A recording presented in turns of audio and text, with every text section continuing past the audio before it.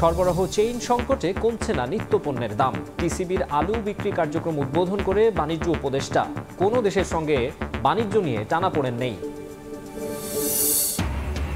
এবং আদানির বিদ্যুৎ চুক্তিতে পদে পদে অনিয়ম, গোপন রাখে কর ছাড়ের তথ্য। শুল্ক স্টেশন নিয়েও মিথ্যার আশ্রয়। জাতীয় স্বার্থ দেখেনি পিডিবি, বলছেন বিশেষজ্ঞ।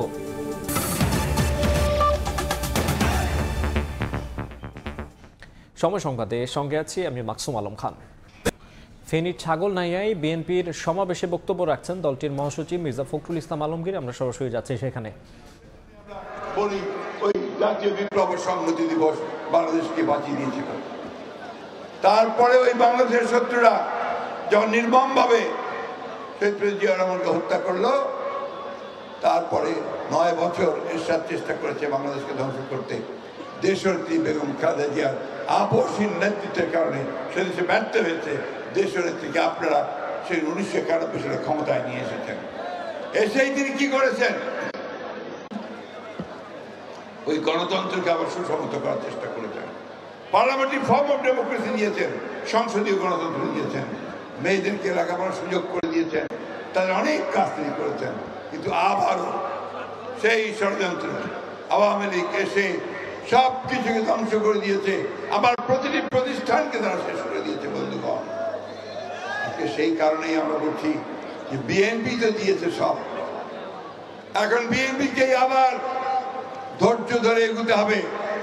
এই যে সরকার, অন্তর্বর্তীকালীন সরকার, আমরা তাদেরকে গঠন করে তাদেরকে বলেছিলাম যে আমরা আপনাদেরকে পুরোপুরি সমর্থন করব। পুরো সমর্থন। জঞ্জাল সাফ করুন, লেভেল প্লেইং ফিল্ড তৈরি করুন, নির্বাচন দিন।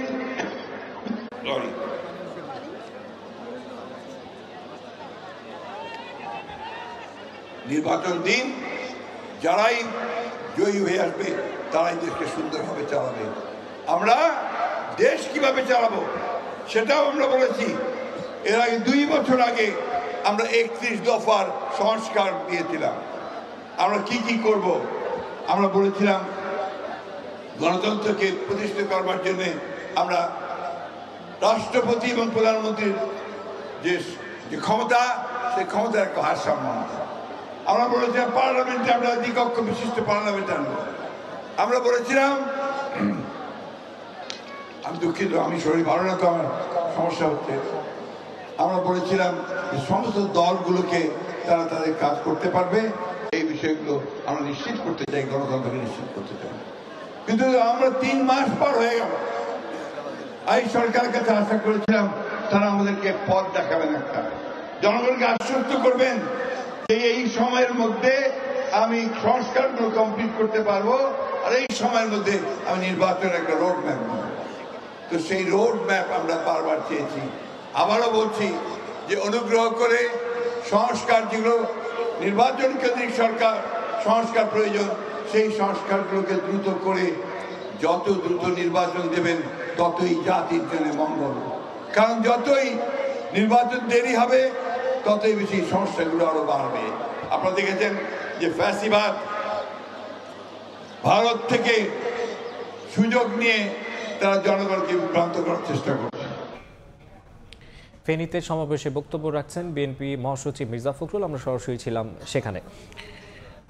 রাজনৈতিক দলের বিচারের সুপারিশের সুযোগ সহ 20টি সংশোধনী এনে আন্তর্জাতিক অপরাধ ট্রাইব্যুনাল সংশোধন অধ্যাদেশের খসড়া অনুমোদন দিয়েছে উপদেষ্টা পরিষদ। বিচার কাজের অডিও ভিডিও রেকর্ড ও বিদেশি আইনজীবীও পর্যবেক্ষক রাখা যাবে। বৈঠক শেষে সচিবালয়ে মন্ত্রিপরিষদ সচিব আরও জানান, বিদ্যুৎ ও জ্বালানির দ্রুত সরবরাহ বৃদ্ধির বিশেষ বিধান বাতিলের সিদ্ধান্ত নেওয়া হয়েছে। অন্তর্বর্তী সরকার গঠনের পর প্রথমবার সচিবালয়ে হলো উপদেষ্টা পরিষদের বৈঠক। প্রধান উপদেষ্টা ডক্টর মোহাম্মদ ইউনূসের সভাপতিত্বে মঙ্গলবার বৈঠকে প্রায় সব উপদেষ্টা অংশ নেন। বৈঠকে আন্তর্জাতিক অপরাধ ট্রাইব্যুনাল সংশোধন অধ্যাদেশের খসড়া উপস্থাপন করা হলে অনুমোদন দেয় উপদেষ্টা পরিষদ। অধ্যাদেশে মানবতাবিরোধী অপরাধের অভিযোগে রাজনৈতিক দলের বিচারের আন্তর্জাতিক অপরাধ ট্রাইব্যুনালের সুপারিশ করার বিধান রাখা হয়েছে। বৈঠক শেষে মন্ত্রিপরিষদ সচিব জানান, আদালত চাইলে বিচার কার্যক্রমের অডিও এবং ভিডিও রেকর্ড করতে পারবেন। বিচার কাজে বিদেশি আইনজীবী নিয়োগ ও বিদেশি পর্যবেক্ষক রাখা যাবে। অপরাধের স্থল আগে ঠিক করা ছিল শুধুমাত্র বাংলাদেশের অভ্যন্তরে। এখন বাংলাদেশের বাইরেও যদি আন্তর্জাতিক অপরাধ ট্রাইব্যুনালের পারভিউভুক্ত জুরিসডিকশনভুক্ত কোনো অপরাধ সংঘটিত হয়ে থাকে, সেগুলিও এই নতুন সংশোধনের মাধ্যমে ইনকর্পোরেট করা যাবে। কোর্টের ডিসক্রিপশনে ছেড়ে দিতে পারি। কোর্ট হয়তো এগুলি পরবর্তীকালের রেকর্ড হিসেবে সংরক্ষণের জন্য তারা হয়তো অডিও এবং ভিডিও রেকর্ডিং করতে পারবে। এই আইনের প্রভিশনটা রাখা হয়েছে। অবজারভার রাখার যে বিষয়টা, বাইরে থেকে কাউকে আনা, এটা আগের আইনে ছিল না, এই নতুন আইনে এটার সংযোজন করা হয়েছে। বৈঠকে বিদ্যুৎ ও জ্বালানি দ্রুত সরবরাহ বৃদ্ধি বিশেষ বিধান আইন 2010 বাতিলের সিদ্ধান্ত নেওয়ার কথাও জানান মন্ত্রিপরিষদ সচিব। এদিকে আওয়ামী লীগ সরকারের সময়ে আন্তর্জাতিক অভিবাসী দিবস এবং জাতীয় প্রবাসী দিবস আলাদা দিনে পালন করা হলেও এখন থেকে 18 ডিসেম্বর একই দিনে উদযাপনের প্রস্তাব অনুমোদন দেওয়া হয়েছে বৈঠকে। শাতিলা শারমিন, সময় সংবাদ, ঢাকা। করে প্রধান উপদেষ্টার প্রেস সচিব শফিকুল আলম বলেন, কারা কিভাবে স্বৈরাচারকে সমর্থন দিয়ে গেছে তা খতিয়ে দেখা হবে। দুপুরে জাতীয় প্রেস ক্লাবে ফ্যাসিবাদ মুক্ত গণমাধ্যম চাই এর আয়োজনে আলোচনা সভায় এ কথা বলেন তিনি। প্রেস সচিব বলেন, যারা 14, 18 এবং 24-এর নির্বাচনকে সাপোর্ট দিয়েছে, কার কি ভূমিকা ছিল সেগুলো খুঁজে বের করা হবে। অনুষ্ঠানে গণমাধ্যম সংস্কারের 8টি প্রস্তাব তুলে ধরেন আয়োজকরা।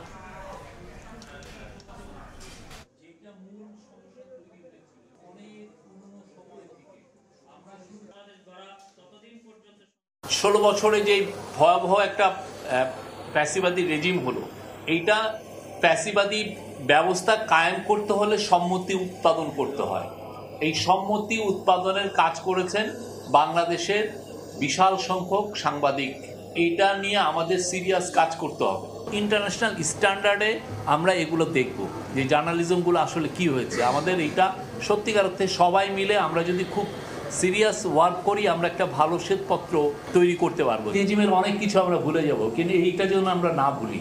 প্রত্যেকটা ইনসিডেন্ট আমরা যেন লিপিবদ্ধ করি, তাহলে হবে কি বারবার আপনি রেফারেন্স দিতে পারবেন। এটা আমাদের ইতিহাসের কাছে আমাদের দায়, এই দায়টার জন্য আমরা মিটাই। বেগম খালেদা জিয়ার বিরুদ্ধে বড় পুকুরিয়া কয়লা খনি দুর্নীতি মামলার পরবর্তী অভিযোগ গঠন শুনানি আগামী 27 তারিখ ধার্য করা হয়েছে। সকালে ঢাকার বিশেষ জজ আদালতে অভিযোগ গঠন শুনানির জন্য উপস্থিত হন মামলার অন্যতম 2 আসামি, বিএনপির স্থায়ী কমিটির সদস্য খন্দকার মোশাররফ হোসেন এবং সাবেক মন্ত্রী আলতাফ হোসেন চৌধুরী। আংশিক শুনানির পর নতুন তারিখ দেন বিচারক। চীনের প্রতিষ্ঠানকে দিনাজপুরের বড় পুকুরিয়া কয়লা খনি উত্তোলন, ব্যবস্থাপনা ও রক্ষণাবেক্ষণে দায়িত্ব দেয়ায় রাষ্ট্রের 158 কোটি 71 লাখ টাকা ক্ষতি ও আত্মসাতের অভিযোগ ওঠে তৎকালীন প্রধানমন্ত্রী বেগম খালেদা জিয়া ও তার মন্ত্রিসভার বিরুদ্ধে। পরে তত্ত্বাবধায়ক সরকারের আমলে 2008 সালে শাহবাগ থানায় মামলা দায়ের করা হয় দুর্নীতি দমন কমিশনের পক্ষ থেকে।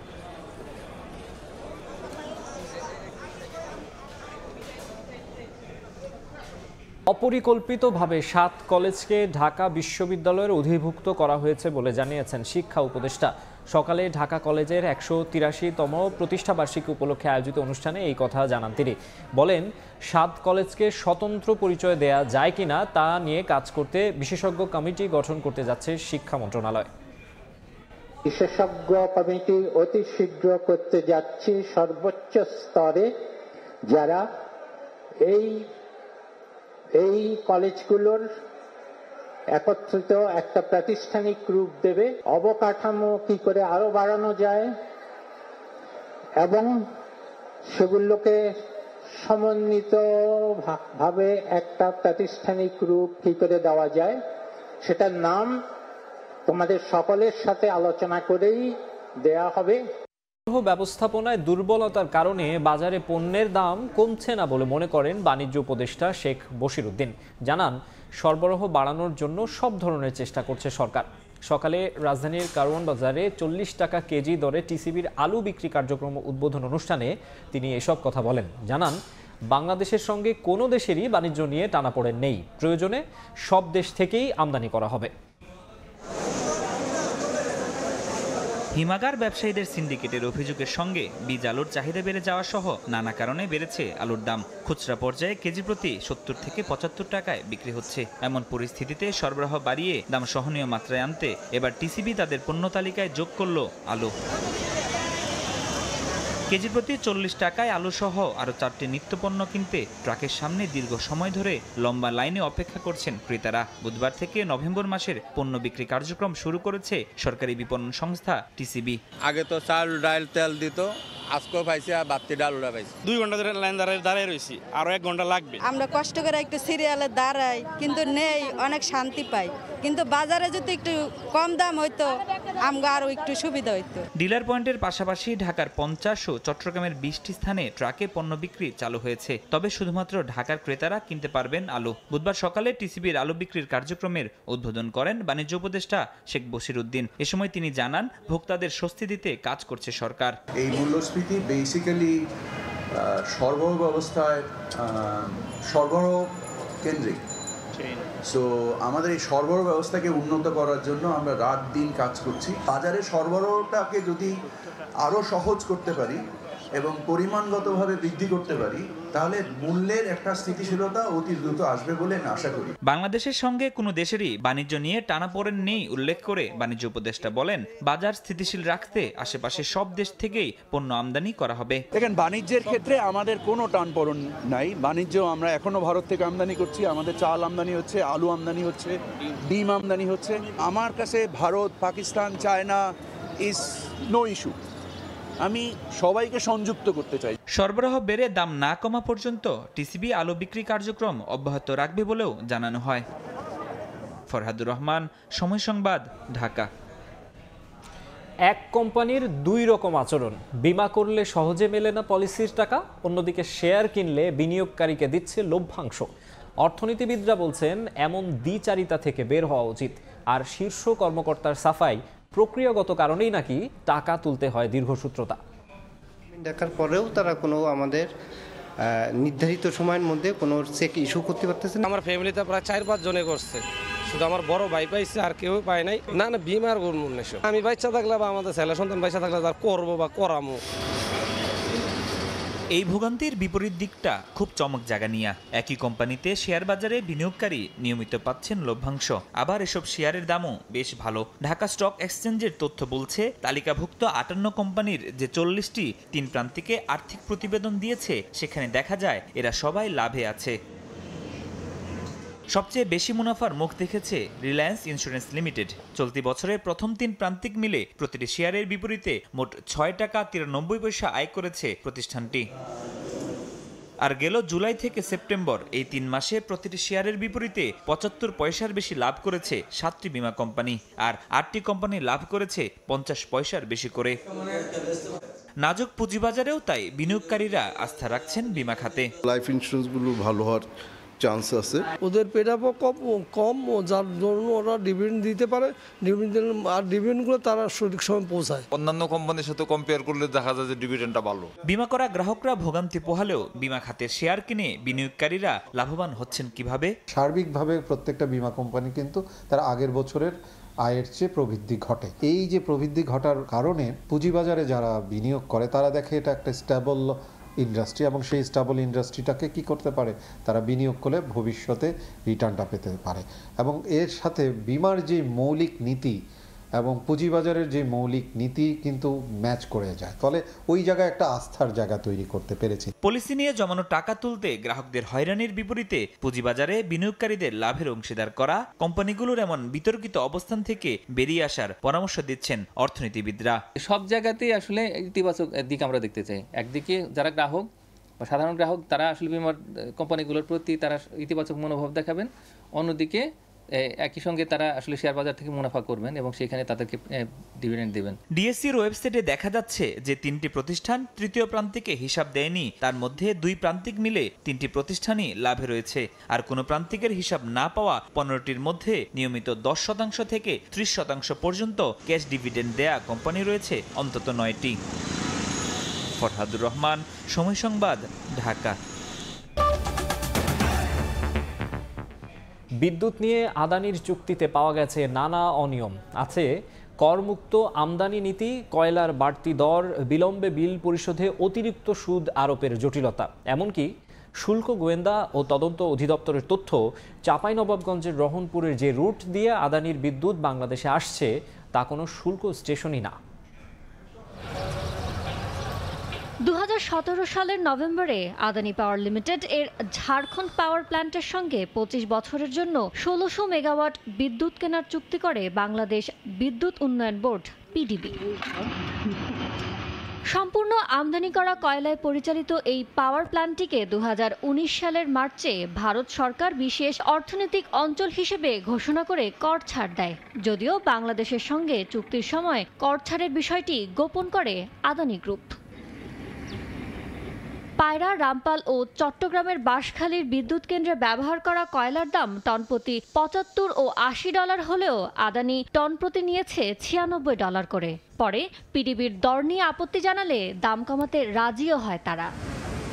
এর আগে 2010 সালে ভারতের রাষ্ট্রায়ত্ত প্রতিষ্ঠান এনটিপিসি থেকে আমদানির ক্ষেত্রে শুল্ক কর অব্যাহতির আদেশ জারি করেছিল এনবিআর।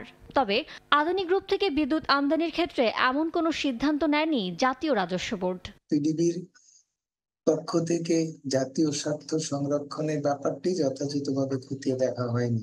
চুক্তির প্রতিটা ধারা ও উপধারা উল্লেখ করে প্রকাশ করা আবশ্যক। শুল্ক স্টেশন বলে পরিচিত চাঁপাইনবাবগঞ্জের রোহনপুর দিয়ে আদানির বিদ্যুৎ বাংলাদেশে ঢুকলেও তা কোনো শুল্ক স্টেশন না বলে জানিয়েছে শুল্ক গোয়েন্দা। এই চুক্তিটা খুব স্বচ্ছভাবে হয় নাই। যে চুক্তিটা যদি তার আরেকটা সরকারি প্রতিষ্ঠানকে পাঠাতে, যেখান থেকে তার শুল্ক সুবিধা নিবে, তার কাছে পাঠাতে তাদের অসুবিধা কোথায় ছিল? এই ফাইন্ডিংসটা আমরা বের করেছি। এখন আমরা এনবিআর এর কাছে এই রিপোর্টটা পাঠাচ্ছি যে এটা শুল্ক করে দিয়ে আদায় প্লাস আমাদের আইনে যেসব ব্যবস্থা আছে সেগুলি নেওয়ার জন্য পিডিবি যে কাজটা করেছে, যে অনিয়মটা করেছে, পিডিবিকে ধরতে হবে। আদানির চুক্তিতে উল্লেখ আছে আমদানি পর্যায়ে শুল্ক কর মওকুফের আদেশ যথাযথ কর্তৃপক্ষের মাধ্যমে অনুমোদনের দায়বদ্ধ থাকবে পিডিবি। পরে কোনো শুল্ক করের প্রসঙ্গ এলে তা পরিশোধের দায়ও নিতে হবে বিপিডিপিকে। এদিকে বিল পরিশোধে বিলম্বের জন্য বছরে 15% চড়া সুদ ধরা আছে আদানির চুক্তিতে, যা পায়রায় নেই। এমন সব জটিলতার মধ্যে বিদ্যুতের 22% বাড়তি দাম নতুন করে চাইছে আদানি। পাশাপাশি আছে বকেয়া বিল পরিশোধের চাপও। ইয়ানুর শিফাত, সময় সংবাদ, ঢাকা। নবনির্বাচিত মার্কিন প্রেসিডেন্ট ডোনাল্ড ট্রাম্পের সিদ্ধান্তকে চ্যালেঞ্জ করে লস অ্যাঞ্জেলেসকে অভিবাসীদের সুরক্ষায় অভয়ারণ্য শহর ঘোষণা করা হয়েছে। মঙ্গলবার এই সংক্রান্ত অধ্যাদেশ পাশ করেছে সিটি কাউন্সিল নেতারা। শহরের মেয়র এই সিদ্ধান্তকে সাধুবাদ জানিয়ে অভিবাসীদের সঙ্গে একাত্মতা প্রকাশ করেছেন। যুক্তরাষ্ট্রের লস অ্যাঞ্জেলেস থেকে লস্কর আল মামুনের রিপোর্ট। যুক্তরাষ্ট্র থেকে অবৈধ অভিবাসীদের বিতাড়িত করার পরিকল্পনার কথা আগেই জানিয়েছেন নবনির্বাচিত মার্কিন প্রেসিডেন্ট ডোনাল্ড ট্রাম্প। এমনকি এই পরিকল্পনা বাস্তবায়নে সেনাবাহিনী ব্যবহার ও সীমান্ত নিরাপত্তা নিয়ে জাতীয় জরুরি পরিস্থিতি জারির কথাও জানান তিনি। তার এমন সিদ্ধান্তে দুশ্চিন্তায় আছেন দেশটিতে থাকা অভিবাসীরা। তবে এবার অভিবাসীদের সুরক্ষায় বড় এক সিদ্ধান্ত নিল ডেমোক্র্যাট অধ্যুষিত অঙ্গরাজ্য ক্যালিফোর্নিয়ার লস অ্যাঞ্জেলেস শহর। অভিবাসীদের সুরক্ষায় লস অ্যাঞ্জেলেসকে অভয়ারণ্য শহর ঘোষণা করে মঙ্গলবার একটি অধ্যাদেশ পাশ করেছেন সিটি কাউন্সিল নেতারা। পরে কাউন্সিলের এক সদস্য বলেন, ট্রাম্পের সিদ্ধান্তের জেরে অভিবাসীদের ভবিষ্যৎ নিয়ে আশঙ্কার কথা বিবেচনায় নিয়ে এমন পদক্ষেপ নেওয়া হয়েছে। শহরের মেয়র এই সিদ্ধান্তকে সাধুবাদ জানিয়ে অভিবাসীদের সঙ্গে একাত্মতা প্রকাশ করেছেন। এই ছিল সময় সংবাদে, সঙ্গেই থাকুন সবাই।